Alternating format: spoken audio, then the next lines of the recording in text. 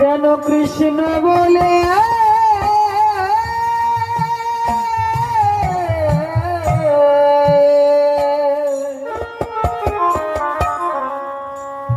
ওইভাবে আমাদের ধর্ম চলে আসছে, কিন্তু নিজে জেনে যে মানতে হবে এটা খুব কম লোক আছে।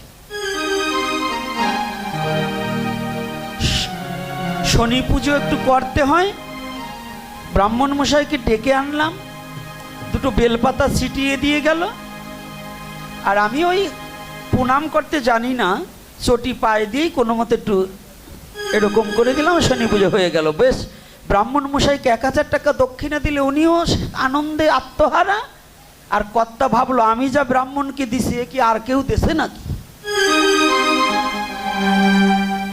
কিন্তু মূলত পূজার মূল তত্ত্বটা কি, এটা কিন্তু আমরা শতকরা 95 জন লোকেই জানি না।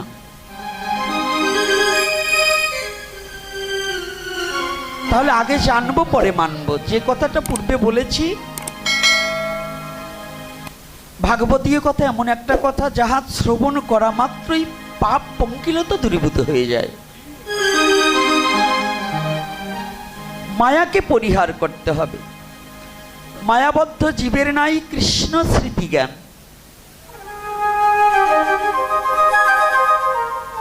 মায়াবদ্ধ জীবের নাই, এটা কি আমার কথা? গ্রন্থের কথা, চৈতন্য চরিতামৃতের কথা। মায়াবদ্ধ জীবের নাই কৃষ্ণ স্মৃতি জ্ঞান। যারা মায়াকে বুকে আঁকড়ে ধরে বসে আছে, তারা কোটি জন্মেও কৃষ্ণ কি, গৌর কে, এটাকে তারা উপলব্ধি করতে পারবে না।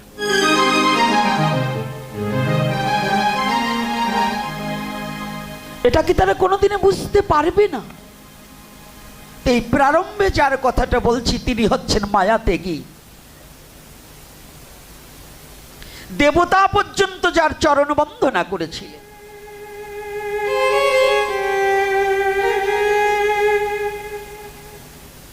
এমনকি পিতা পর্যন্ত দাঁড়িয়ে যাকে সম্বর্ধনা জানিয়েছিলেন। পিতামহ পর্যন্ত, প্রপিতামহ পর্যন্ত। পিতা তো চিনেন বাবা, পিতামহ হচ্ছে ঠাকুর দাদা, প্রপিতামহ হচ্ছে ঠাকুর দাদার বাবা। এই ব্যক্তিকে যদি আপনি একটু মায়াকে ত্যাগ করতে পারেন, তাহলে দেখুন কত বড় সম্মানের পাত্র হওয়া যায়। সে সম্মানটা কোথায়? ভাগবতীয় কথাটা কি জানেন? একটা প্রত্যক্ষ আর একটা পরাক্ষ। বাবা এখন তিলক দেওয়া বন্ধ করবে।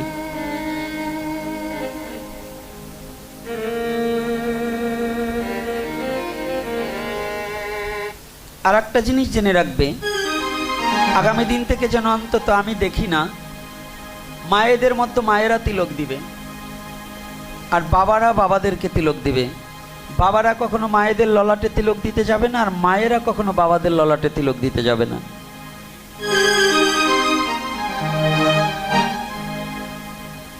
আমরা এত বড় প্রেম রাজ্যে যে পৌঁছাইনি, সবারই দেহে কাম আছে, তাই কামনা থাকিতে কখনো নারী পুরুষ একাকার হওয়া যাবে না। ওই যে কোলাকুলি দেওয়া আছে না কীর্তনের মধ্যে, এটাও কিন্তু নিষেধ আছে।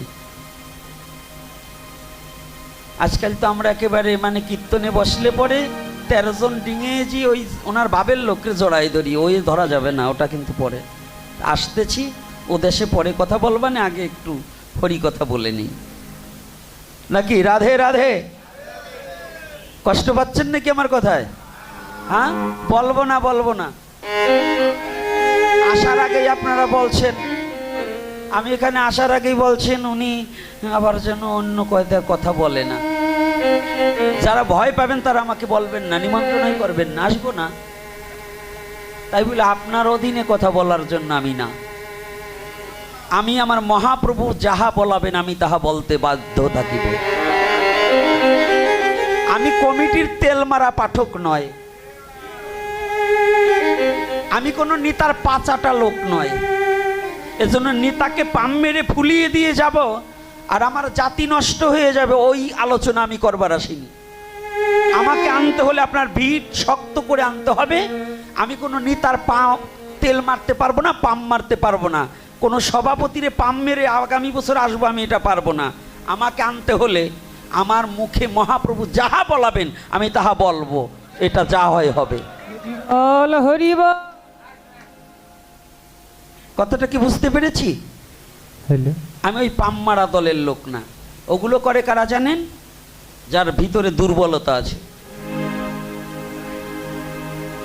এজন্যই হরি কথা বলবো, হরি কথা যা আসবে তাই বলে যাবো। এজন্যই আর একজন বলে দেবে, ওই নির্ধারিত হরি কথার মধ্যে চলা যায় না। হরি বল।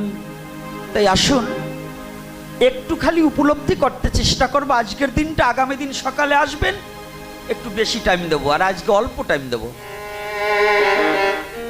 সে কথাটা হচ্ছে একটা প্রত্যক্ষ আর একটা পরাক্ষ। সনাতন ধর্মের হরিকথা এমন একটা জিনিস, আপনি প্রত্যক্ষ শ্রবণ করতে পারেন, পরাক্ষ শ্রবণ করতে পারবেন। শ্রবণম মঙ্গলম, শ্রবণেই জগৎজীবের মঙ্গল বয়ে আনবে। শ্রবণম মঙ্গলম কি করে? এই যার কথা বলছি ইনি কে? তিনি অন্য কেহ নয়, কৃষ্ণ দ্বৈপায়ন বেদব্যাস পুত্র শ্রীল সুখদেব গোস্বামী প্রভুপাদ। ইনি মাতৃগর্ভে বসে হরিকথা আস্বাদন করলেন। আমি কিন্তু বাস্তবমুখী কথা ছাড়া কথা বলি না। মহাপ্রভু এটাই বলাবেন। সনাতন ধর্মের নির্দেশনাটা কি? সনাতন ধর্ম বাস্তববাদী কথা। আর সনাতন মানে কি জানেন? যাহা চিরন্তন সত্য এবং যাহা দেখানো না যায় তাহা সনাতন বলে না। সনাতন ধর্মের কথা একটা মিথ্যা প্রমাণ করতে পারলে আমি তার চিরদাসত্ব স্বীকার করে দেব। যদি বলেন কেমন, আমি বহুবার বলেছি, আগামী দিন স্টানটা একটু ওই বুড়ো মানুষের দাঁতের মতো লড়াচড়ান স্টান দেবা না আমাকে, কারণ বয়স হইলেও একেবারে এত বুড়ো হই নেই। একটু ভালো স্টান আনবা। এখন ডিজিটাল যুগ, এই নর্মাল তো আনছো কেন বাবা? ডিজিটাল যুগে ডিজিটাল আনবা, হাঁড়ি আনবা। তুমিও তো ইয়াং, তাই বুড়ো বুড়ো তো আনছো কেন? যাক, রাধে রাধে। সনাতন ধর্মের প্রত্যেকটা কথা জানতে হবে। কবে পূর্ণিমা, কবে অমাবস্যা, কবে একাদশী, কোন নদীর জোয়ার ভাটা কবে, এটা আপনি পঞ্জিকা খুললেই দেখতে পাবেন। কি জানা যায় কি না? হ্যাঁ, জানা যায় তো। আচ্ছা, যদি পঞ্জিকা খুললে 5 বছর আগে জানা যায়, 5 বছর পরে কি হবে? পঞ্জিকার এমন একটা ইশারা আছে। পঞ্জিকার কথা, অমুক দিনে অমাবস্যা, সেদিন কোনোদিন চাঁদ উঠছে? এই কথা বলবেন, চাঁদ উঠছে? যেদিন পূর্ণিমা লেখা সেদিন অন্ধকার হয়েছে? তাহলে এই পঞ্জিকাটা কোন ধর্মের? হ্যাঁ, আজ থেকে 15 বছর আগেও সনাতন ধর্ম ব্যতিরিকে কোনো ধর্মে কোনো পঞ্জিকা ছিল না। একমাত্র এই পঞ্জিকাটা ছিল সনাতন ধর্মে। তো এই পঞ্জিকা হচ্ছে সনাতন ধর্মের জ্যোতিষশাস্ত্র অন্তর্গত। জ্যোতিষশাস্ত্র অন্তর্গত। জ্যোতিষবিদ্যায় পারদর্শী যারা, তারা ভূত ভবিষ্যৎ বর্তমান সাধনার দ্বারা উপলব্ধি করিয়া এটাকে বুঝতে পারে। এগুলো আমাদের আর্য মহর্ষিদের ধ্যানে পাওয়া জ্ঞানের বিষয়বস্তু, নাকি পণ্ডিত মশাই? আর্য মহর্ষিদের ধ্যানে পাওয়া জ্ঞানের বস্তু। তাহলে দেখুন, যদি একটা পঞ্জিকার কথায় যদি অমাবস্যা যেদিন সেদিন চাঁদ ওঠে না, পূর্ণিমা যেদিন অন্ধকার হয় না, এটা যদি সত্য হয়, তাহলে সনাতন ধর্মের সমস্ত শাস্ত্র সত্য না মিথ্যা? হ্যাঁ, সত্যতা। তাহলে বুঝি না তাই খুঁজি না, আর খুঁজি না তাই বুঝি না। বুঝলে কিছু খুঁজতাম, আর খুঁজলে কিছু বুঝতাম। আমাদের বুঝায় ভুল বিধায় সনাতন ধর্ম আমরা অনেকে, আর এতটুকু মেমোরিতে, ওই 1 GB মেমোরিতে এত কিছু ধরবে না। ধরবে বাবা? কথা বলেন না কেন? সনাতন ধর্মের তত্ত্ব বুঝতে হলে 5 GB তে কুলাবে না।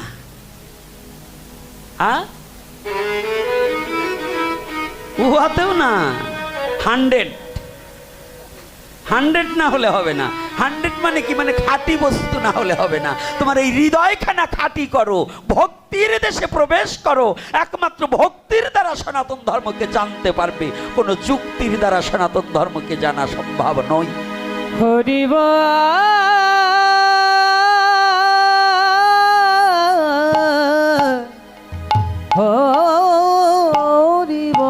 সনাতন ধর্মকে জানতে হলে, বুঝতে হলে তোমার ওই 5GB মেমোরিতে কাজ হবে না, ওটা হবে বাচলতা। তুমি এটা নাগালি পাবে না। আকাশে যত তারা আছে এটা যেমন কেউ গুনতে পারে না, তদ্রূপ সনাতন ধর্ম তত্ত্বটাকে সাধারণ জ্ঞানীর দ্বারা বোঝা সম্ভব না। জ্ঞানী হতে হবে। আজকে প্রত্যক্ষ আর একটা পরাক্ষ, এই শ্রীল সুখদেব গোস্বামী পরাক্ষভাবে হরিকথা শ্রবণ করে মায়ামুক্ত হলেন। প্রত্যক্ষ শুনেনি, কার কাছে? কবে শুনেছে? একজন ব্যক্তি বলতে পারেন। এখানে অনেক ব্রাহ্মণ আছেন, অনেক বৈষ্ণব আছেন, সাধু আছেন, তার্কিকবিদ আছেন।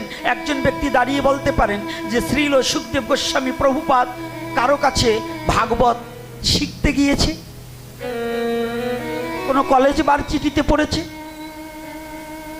রাধে রাধে। একজন ব্যক্তি দাঁড়িয়ে যদি পারেন বলুন, আমাকে একটু বুঝিয়ে দিন। না, যাইনি। স্বয়ং পিতা ব্যাসদেব তার নিকটে হরি কথা বলেনি। সনাতন ধর্মের তেজটা কত জানি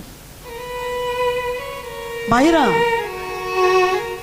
আজকে যুব সমাজের জন্য মঙ্গলদায়ক কথা, সনাতন ধর্ম যদি কেন জীব ধারণ করে রাখতে পারে, তার ভূত ভবিষ্যৎ বর্তমান সারা জীবনে কোনো দুঃখ আসবে না। সনাতন ধর্মকে যদি কেউ আশ্রয় করতে পারে, সনাতন ধর্মটাকে যদি হৃদয় দিয়ে ভালোবাসতে পারে, তার মানব জীবন পশুত্ব স্বভাব থেকে শুদ্ধ মানুষ হয়ে ভগবত প্রেম উপলব্ধি করার মতো যোগ্যতা তার হয়ে যাবে। হরি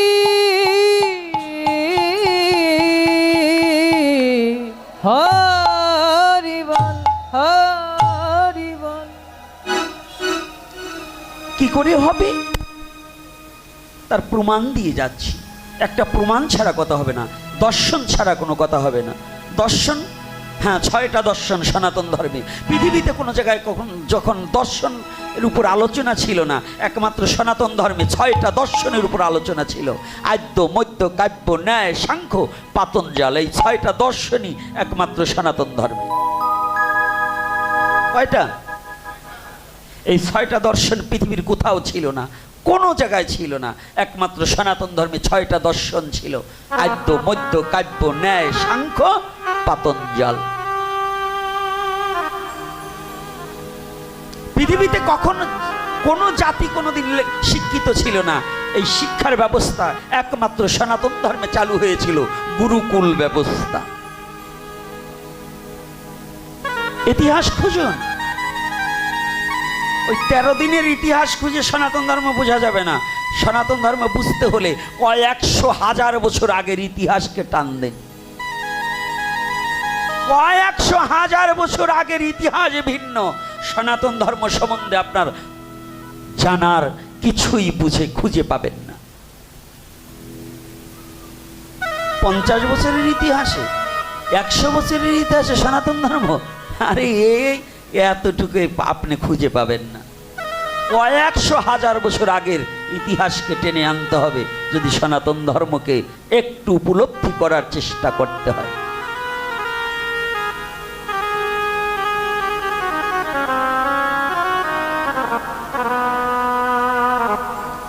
এই সাধু, মোবাইল বন্ধ করো।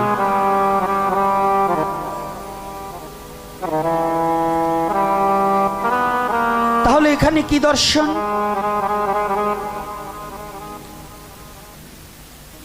বাবা তাকে শিক্ষা দিলেন না, বাবা বললেন মায়ের কাছে, আর গর্ভে ছিল সন্তান। শ্রীল সুখদেব গোস্বামী প্রভুপাদ যখন মাতৃগর্ভে ছিলেন, আমাদের তো ছেলে হলে আত্মহারা হয়ে যায়, বাবা হয়ে গেছি আমি, তাই না? ফেসবুকে লেখালেখি করি, আজ আমি প্রথম জীবনে বাবা হলাম।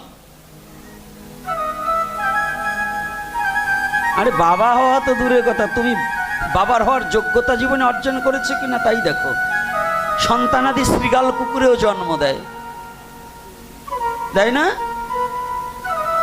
লেখে আমি মা হয়ে গেলাম। আরে মা হতে পেরেছো কিনা একটু ভেবে দেখো, সনাতনী শাস্ত্রের সাথে একটু নিজের চরিত্রটাকে একটু মিলিয়ে দেখো যে কতটা তুমি মা হতে পেরেছো কিনা, বাবা হতে পেরেছো কিনা।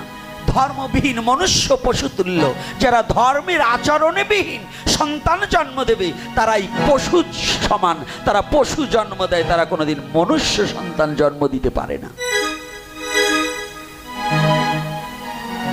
কি কষ্ট হচ্ছে নাকি বাবা? হ্যাঁ, একটু ব্যথা লাগছে? আরে যা ভুল হয়ে গেছে গেছে, কিন্তু যেগুলো ভবিষ্যৎবাণী এগুলোর কিছু দিয়ে যায় যাতে এই ভুলগুলো শুধরাতে পারে, নাকি? তাহলে সনাতন ধর্মের নির্দেশনাটা কি? বাবা হতে হলে কি গুণের প্রয়োজন? একমাত্র কৃষ্ণ দ্বৈপায়ন বেদব্যাস সঠিক পিতা হয়েছিলেন। কি করে? অমর কীর্তি লাভ করেছে ব্যাসদেব। পৃথিবী যতকাল থাকবে, পৃথিবী চলে গেলেও, এই মাটি চলে গেলেও, ঈশ্বর শক্তি যতকাল থাকবে ততকাল ব্যাসদেবকে স্মরণ করতেই হবে। এর কারণ কি দেখুন, ব্যাসদেবের কত বড় যোগ্যতা। সুখদেবের জন্ম বৃত্তান্ত বলতে গেলে আরো 3 দিন পাঠ করতে হবে আমার এখানে, 3 দিন আলোচনা করতে হবে, কিন্তু 2 দিনের জন্য এসছি, সব পারবো না, কিন্তু একটু বলে দিচ্ছি। সুখদেব যখন গর্ভ অবস্থায় মা গিয়ে যখন জানালেন, ওনার 2টো নাম, একটা হচ্ছে বিচিকা আর একটা হচ্ছে ঘিতাচি। ব্যাসদেবের স্ত্রীর নাম 2টো, একটা হচ্ছে ঘিতাচি আর একটা হচ্ছে বিচিকা। ঘিতাচি গিয়ে বললেন, ঠাকুর ও মায়েরা, ভালো করে জেনে রাখুন, আমাদের একজন বাংলার একজন মহাপুরুষ তিনি বলছে, স্বামীর প্রতি টান যেমনই সন্তান সন্ততি পায় তেমনই। যদি নারীর স্বামীর প্রতি যেমন শ্রদ্ধা ভক্তি, যেমন টান, তার গর্ভে তেমন সন্তান হবে বর্তমান। তাহলে কি আগে স্বামীর নাম ধরে ডাকতো না, এখন কিন্তু স্বামীকে নাম ধরেও ডাকা হয়। ডাকা হয় না মা? আগে কি স্বামীর নাম ধরে ডাকতো? ডাকতো না। তো ভালো করে শুনুন, গীতাজি গিয়ে বলছে, ঠাকুর একটা শুভ সংবাদ। বলছে কেন, কি শুভ সংবাদ? বলছে তুমি যার জন্য প্রার্থনা করছো, যার জন্য ভগবানের কাছে করজোরে বিনয় করে নয়নের জল ঝরাচ্ছ, সেই আগম বার্তায় আমি তোমাকে দিতে এসেছি। কি তুমি না? তুমি বাবা হতে যাচ্ছ আর আমি মা হতে যাচ্ছি। তুমি যার জন্য চোখের জল ঝরাচ্ছ সে আসিতেছে। পৃথিবীতে একটা সন্তান আনার আগে প্রত্যেকটা পিতার প্রয়োজন ভগবানের কাছে প্রার্থনা করা, ভগবানের নাম করা, ভগবানের কাছে চেয়ে আনতে হবে। 2টি চোখের জলে ভেসে ভেসে ভগবানের চরণে প্রান্তে কেঁদে কেঁদে বলতে হবে, গোবিন্দ তুমি আমাকে এমন একটা সন্তান দাও যে সন্তানের দ্বারা আমার মুক্তির পথ খুঁজে পেতে পারি, যে সন্তানের দ্বারা আমার জীবনকে জানতে পারি। হরি হরি আমাকে একটা সন্তান দাও প্রভু, জীবনে আর কিছু হোক বা না হোক, সে যেন আমার কর্ণে একটু মধুমাখা হরি নাম দিতে পারে।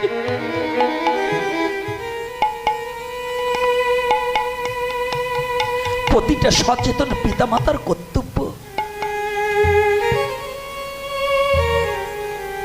যে যে জীবনে আমাকে খেতে দেখ এটা নয়, বড় অবিচার হবে এটা নয়, আমাকে একটা শুদ্ধ ভক্ত সন্তান দাও, যে ভক্ত সন্তান আমাকে আর কিছু না দিতে পারলেও আমার যেদিন শেষের দিন ঘনিয়ে আসবে, যেদিন আমার বলতে কেউ থাকবে না, সেদিন যেন সে একটু হরি নাম আমাকে শোনাতে পারে। হরি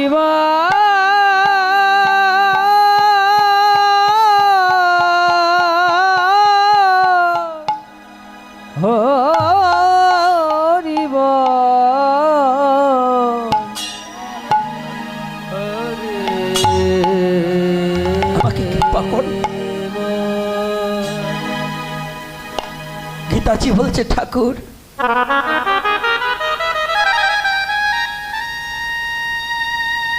তুমি পিতা হতে যাচ্ছ আর আমি মা হতে যাচ্ছি।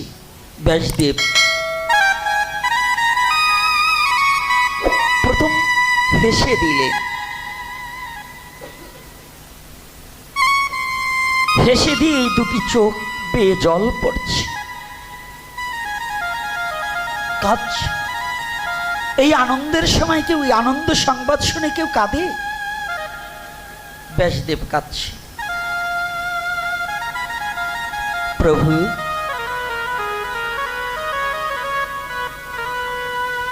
তোমার কাছে প্রার্থনা,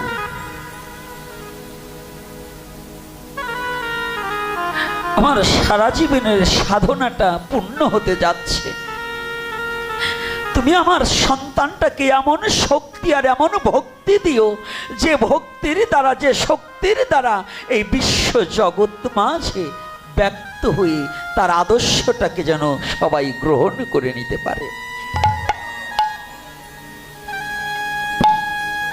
প্রিয়কে ডেকে বলছি, গীতাজিকে বলছে, শোনো, আজ থেকে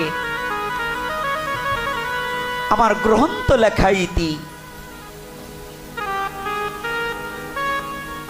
আর আমি গ্রন্থ লিখবো না। আজ থেকে তুমি আমার শ্রোতা হবে, আমি হব বক্তা। তুমি আমার শ্রোতা হবে আর আমি হব বক্তা। প্রিয়ে, আমার একটা কথা নেবে? আমি যখন বক্তা হব, যাহাই মুখে যাহা বেরোবে তুমি হৃদয় দিয়ে শ্রবণ করে, তোমার গর্ভে যে সন্তান আসছে ওই সন্তানে যেন তোমার কর্ণ দ্বারা শ্রবণ করে ওই গর্ভে বসে এই হরিকথা শ্রবণ করে তার জীবন ধন্য হয়।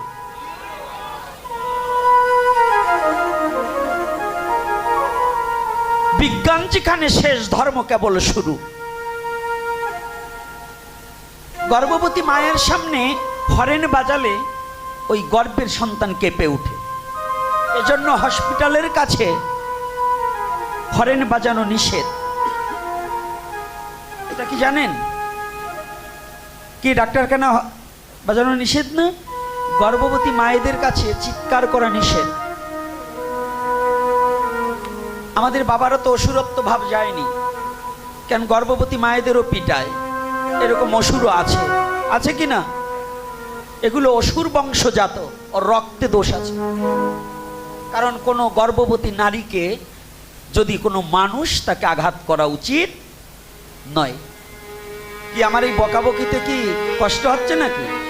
আপনারা যে মারেন আমি ওটা দেখি নাই, কিন্তু ভাবে বুঝলাম এই ওই রকম লোক এর মধ্যে দুই এটা থাকতে পারে। মায়েরা ভাবতেছে যে আমাকে দলের কথা বলতেছে, তাই না? আমি আপনাদের দলে সারা জীবন, ওরা বোঝে না আমি আপনাদের দলে।